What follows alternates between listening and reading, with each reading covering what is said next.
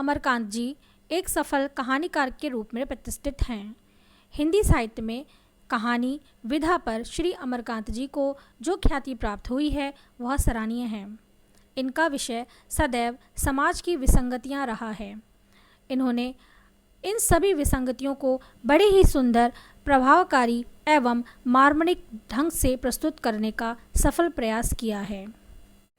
बहादुर श्री अमरकांत जी की एक सफल कहानी है। इसमें लेखक ने बाल मजदूरी जैसे विषय पर गंभीरता से कुठारघात करने का प्रयास किया है। आज के समाज में नौकर रखना एक घनिष्ठ चिन्ह माना जाता है। लोग अपने हाथ से काम करना पसंद नहीं करते और परिवार में किसी भी सदस्य को काम करने की प्रेरणा भी नहीं देते हैं। स्वयं को पानी लेकर पीना भी अपमान का विषय हो गया है। इससे बढ़कर क्रूरता समाज में और क्या होगी। सरकार ने कानून बनाकर बाल मजदूरी जैसे विषयों को संज्ञेय अपराध की संज्ञा दी है, परंतु इसका असर समाज पर बिल्कुल नहीं है। अमीरों के यहाँ नौकर रखना अप्रचलन की बात है।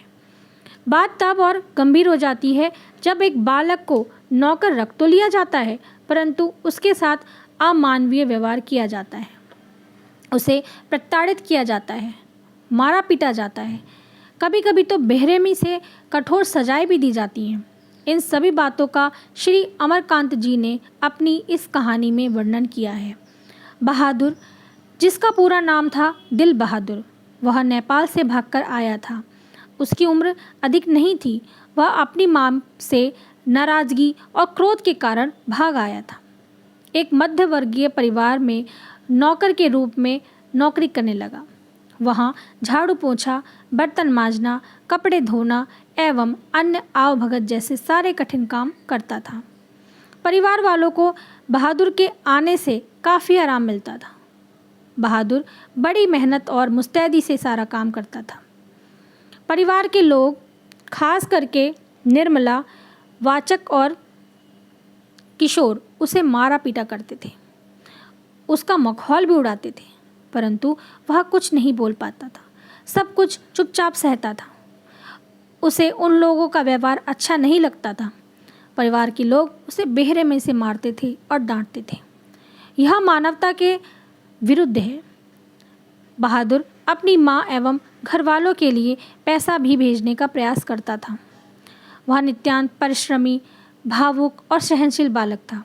एक दिन बहादुर का दिल टूट जाता है और वह डर कर बिना किसी को बताए अपना सामान इत्यादि सब वहीं छोड़कर भाग जाता है। तब उसके अभाव में सदस्यों को उसकी कमी खलती है और अपने किए पर पश्चाताप होता है। लेखक ने नौकर को नौकरी नहीं, परिवार का सदस्य मानने की सलाह दी है और लोगों को बाल मजदूरी करने से रोकने का प्रयत्न किया है और यह शिक्षा दी है कि किसी को पहले तो छोटे बच्चे को नौकरी पर ना रखा जाए और अगर किसी की मदद ही करनी है तो निस्वार्थ भाव से की जाए। यह भारत के लिए दुर्भाग्य की बात है कि आने वाला नागरिक नौकर की आधारशिला से उठता है।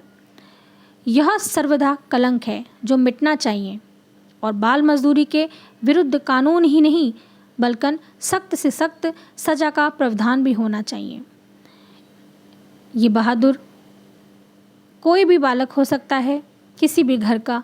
इसलिए श्री अमरकांत जी ने जो यह प्रसंग रखा है उस पर गहरा विचार करें और अगर कहीं अपने आसपास इस तरह से कोई भी बालक प्रताड़ित होता दिखे तो उसके लिए ज़रूर आवाज़ उठाएं।